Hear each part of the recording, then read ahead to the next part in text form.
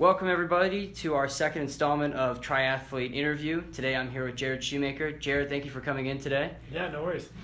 So today we wanted to start off, we want to ask you some questions, get to know you, and I know everybody here at the club is interested to hear about your background and what brought you here to Rally. So we'd like to start today with just, how'd you get involved with triathlons? I know recently you just competed in Ironman Boulder, but we'd like to hear about, just your background with that. Yeah, I actually, growing up, I played every sport that I could. I played baseball as my main sport. I did basketball, soccer. And then my parents actually both did the Boston Marathon when I was growing up. I grew up right outside of Boston. So for me, that was kind of like the event, we ran out and cheered and everything. So for them, my mom actually has run it now 27 years in a row. So, which is on the list. There's a list of like 40 people who have run more than 25 years in a row, and she's on that. So it's pretty cool. But yeah, that's how I kind of got into running. And then I ran in middle school, ran in high school, swam in high school, played baseball. And then I decided to run in college. So I ran for all 4 years at Dartmouth. And I was good at running. Like I ran 14:09 for 5K. I won a HEPS title. So I did well, but I wasn't going to make the Olympics in running. So I kind of decided, I'm going to try this triathlon thing out since I had a background in swimming. And I literally got my pro card in my fourth race and there you dived go. in head first. And yeah, that was 2004. So it was a little while ago, but yeah, just kind of got into the sport right away after college. Yeah, and the rest is history, right? Yeah. There you go. Cool. And so tell us a little bit about Ironman Boulder. I know you recently competed. We were following you out the day. Tell us about the day. Yeah, that was my third Ironman. Actually, at this point, in May last year, I just missed the Olympic team. So for me, it was just switching to long course was just happened last year. I said, all right, I'm just going to switch. And so I did a bunch of halves, and I did my first full last year in Cozumel. I had another one in Texas, and then this was my third one. And luckily, everything has gotten better each time. I've learned something. I've made changes. The big change for Boulder for me was we did a fueling test, and I realized that I needed to eat 550 calories an hour instead of the 250 to 300 I was trying to eat. Wow. So, that was a huge change, and that actually made a huge difference for me. I felt a lot better at the end of the bike, felt a lot better on the run. So yeah, I had a great race, and there's good competition out there, and so it was fun to race, and it was also fun to race against all the local guys because it was pretty much everybody that lives here was racing. Right. And I throw out the day you're even competing here with RallySport athletes. What is that like to be here at RallySport and know that that there's some competition that you'll be facing? Even here in the Ironman Boulder, but just in terms in general of triathlons. I think it's always cool to train with people that you're competing against and people that can push you. And, I'm a pretty good swimmer and a runner, so for me, having people that I can bike with, it's great. Having other faster swimmers, we do masters workouts, and we have our Apex workouts here, so we're always swimming with fast people. And for me, it's great. I love it. I like pushing myself in workouts, but that always helps me push faster on race day. And yeah, it's pretty amazing. It was funny looking at the start list for Ironman Boulder, and we're going, pretty much everybody I train with, the Saturday morning Masters swim practice is pretty much the start list of this race. So it's kind of cool and fun at the same time. I was a little more relaxed on the start line because we all know each other really well. Awesome. So you've been competing since 2004 then, am I getting that correct? Yeah, 2004 is when I got my pro card for triathlon. Awesome. And I guess out of curiosity here, what motivates you? What is driving you? When you get up and you're like, I love what I do. What motivates you today to become the professional athlete you've been? It's interesting, and I feel like motivation changes a bit. For a while, I wanted to beat other people. For a while, I wanted to earn money, and right now, I just really want to be the best me that I can be, and just push myself as hard as I can and see what my limits and my boundaries are. And honestly, that's what motivates me. And, it does help when you're training with other people because it helps having other people around. But at the same time, it's really right now, it's about me. And yeah, that seems selfish, but at the same time, that's what I'm here for. I want to see myself get better. And if that also helps other people around me get better, and, we have a good training group, so, it's helpful. But really, I just want to push my limits and see what I can do. Yeah. It's incredible, and I just, I think from all of us, we're curious to hear what motivates different athletes. And yeah. So, well, great. What type of cross-training do you currently work with now? This is all just out of curiosity. I know you do a lot, but it's just... Yeah, it's interesting. With the swim, bike, and run, I do strength, weightlifting, whatever you want to call it. Sometimes I call it functional flexibility because I'm not actually lifting heavy weights. So, I try and do that 2 or 3 times a week. We do that in a class with Aaron here sometimes. Sometimes I do it on my own just because I like to have the mental, just being able to do what I want to do. So I do a lot of that. I mountain bike, which, I guess it's biking, but it's different. I try and shy away from some of the stuff that I'd love to do. Like, I love playing baseball, but it's not really good for me to play baseball.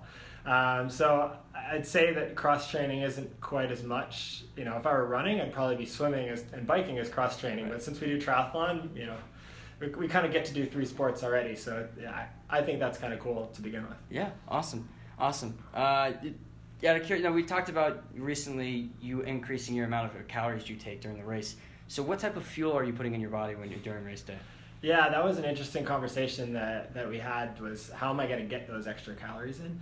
And so I do a drink on the front, and then I do a concentrated drink that I mix as I go along into my front bottle.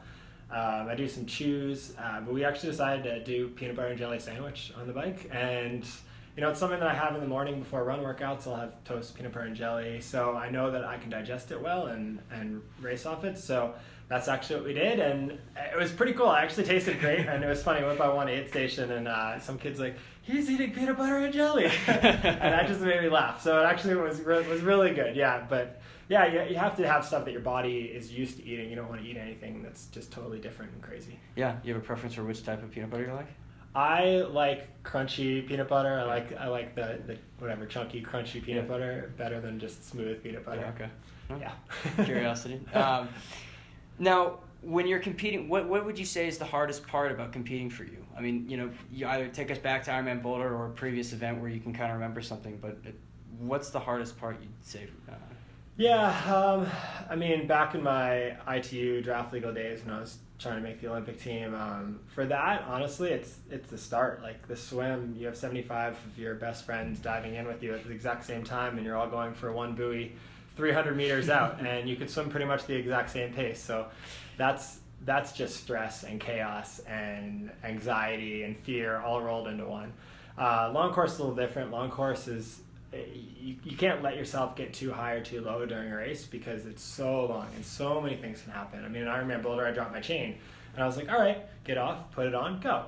And so you just have to be very calm about things like that in a long course race. So, I try to stay as even keel as possible as opposed to getting all crazy and fearful or getting all hyped and getting too excited for a race. Right.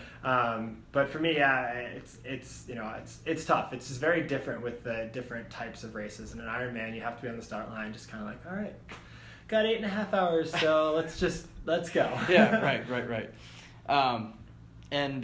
Race day, what are you thinking about before you go in? Like, before you go in, before you get in the water, what are those last few thoughts you have before you're like, I've trained, right? Because you trained so hard for it, you've done so well. Seriously, like, I'm curiosity here. What is the last thing? I think you're more just thinking, like, I just want things to go well. Like, something's going to happen. Something always happens in an Ironman, whether you drop your nutrition, whether you get a flat tire, whether you drop a chain. Something is always going to happen in Ironman. It's about processing it and getting through it, smoothly and quickly. And I think that's the biggest thing in Ironman is you just have to go on the start line and just kind of be ready to accept what happens and go with it and go with the flow. So that's kind of what my philosophy is at the start of those. Is like, all right, I have no clue what's going to happen, and I'm just going to let it happen and react to those things as they come. Awesome. And I'm trying to think now about so you just kind of go into that mindset of, I'm going to go into today, whatever happens, happens. You put all the training in. I mean, at this point, whatever is, what's going to happen is going to happen. We're out of curiosity, what was the most difficult obstacle you've had to overcome during a race? In Ironman Boulder, it definitely was the chain falling off, and it was one of those things that happened right when I turned off of 63rd on a diagonal on the downhill, and I was like, okay, I can get it back on, and then I couldn't, and then I almost it went off on the outside, and I'm like, oh, and then I looped it, and I was like, okay. So I just had to slow myself down and just take a deep breath and go, all right, I'm just going to get off, put it on, and go. That was the biggest thing, which luckily is not too bad. In Cozumel, I had 2 flat tires, so that was much bigger challenge, you know. And in Texas, the biggest challenge was actually the headwind on the way back for the last 20 miles. Just mentally, that was tough. So, you know, it's completely different in every race, and you just have to kind of accept it, push through it, and figure it out as you go. And I'm sure I've been talking to, you know, I just talked to Sam Long, another fellow triathlete here at Rally, and, you know, he was talking about confidence. Can you speak a little bit to that? I mean, I'm sure your confidence level has got to be pretty strong when you're going, in terms of your ability to overcome challenges like that. Yeah, oh, you have to be super confident in yourself, and, you know, sometimes it borders on selfish or egotistical, but you have to be confident. You have to get on the start line, and yes, I know that, like, for me, for Ironman Boulder, I knew I wasn't going to beat Tim O'Donnell. You know, he's in a different category. But I knew that I'm confident enough that I can race with anybody else, and if I get, you know, I'm not as quite a good a biker as some of those guys, and if I have that hole, I can run myself back into it. So you just really have to be confident in what you can do and how you do it, and just know that if you execute your plan, your race is going to go fine. Awesome. So, excuse me, what accomplishment are you most proud of? Either recently or it could be throughout your career? I mean, well, there's a couple of them. I mean, I think making the Olympic team back in 2008, well, I qualified a year out. I qualified in 2007. So making that when I was a young kid, 3 years into the sport, I think that was a huge accomplishment. And that was, you know, I was just going for it, right? Yeah. Just put myself on the line. I knew I needed to be the first American in that race to make it. And I just said, all right, I'm just going to beat the other 6 Americans. And that was my entire focus that race. I won, Hamburg WTS in 2009. And 2 weeks before in Kitzbühel, I had a horrible race, and I just said, I'm staying in Europe. I'm going to go. I'm just going to do everything I can at this race. And there was 3 guys up the front. We caught back up to them at about 5K, and I just ran right by them, and I was by myself for the last 5K, just holding on. And I think that, for me, was just that one of those days where just everything clicked, and you're just like, I'm just going for it. I'm not slowing down. I'm not going to do anything. And it was just, that was an awesome experience.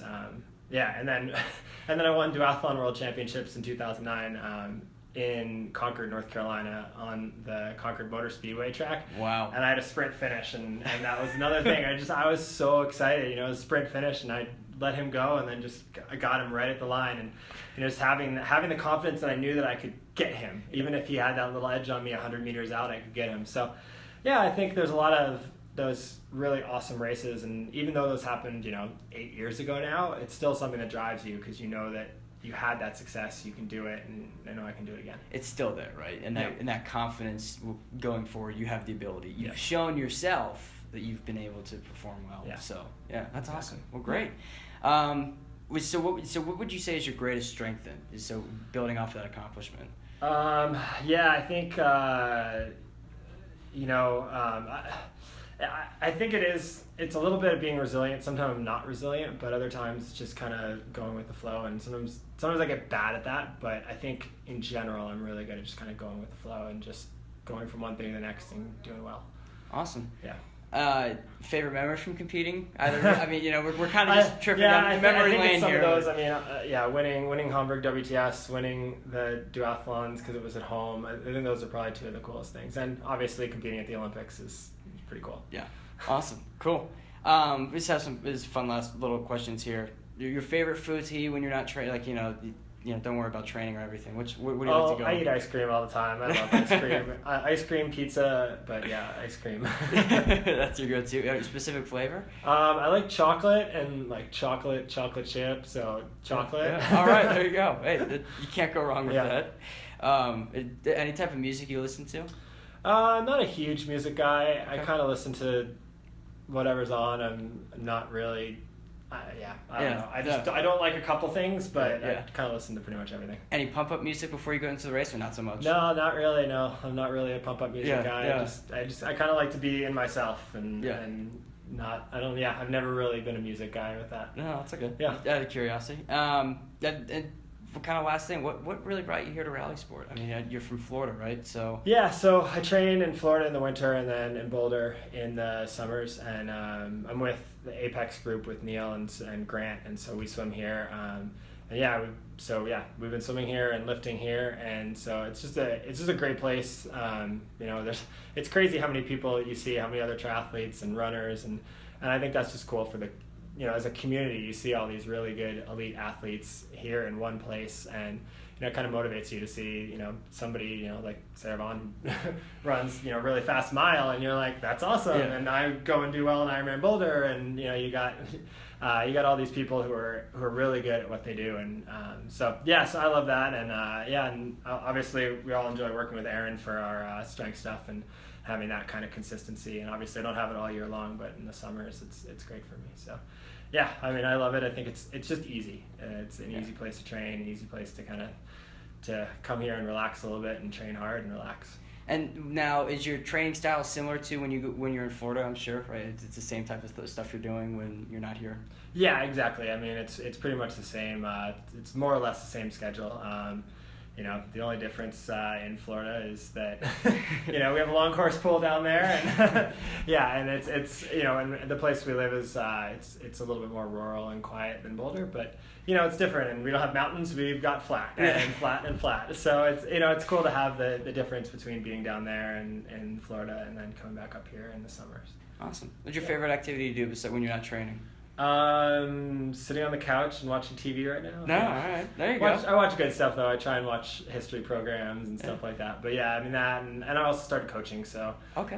So kind of working with some of my athletes it's a lot of fun. Well, coaching, tell us a little bit more about that. Yeah, just coaching triathlon. So okay. Coaching with Apex, the group that awesome. we train with, and just coaching a couple athletes, got a couple ITU athletes, a couple long course athletes, and it's cool to see other people kind of succeed and be part of their journey as well. I'm sure they look up to ask you questions as well. That's fun. That's gonna be cool. Awesome. Well, thank you, Jarrod, for coming in today. I appreciate it. Everybody go follow Jarrod. His Instagram is Jarrod Shoemaker, as well as his Twitter, but his Facebook is a little different. It's Jarrod Shoemaker Try. Jarrod, thank you for coming in today. I really appreciate it. Yeah, no worries. Thanks a lot.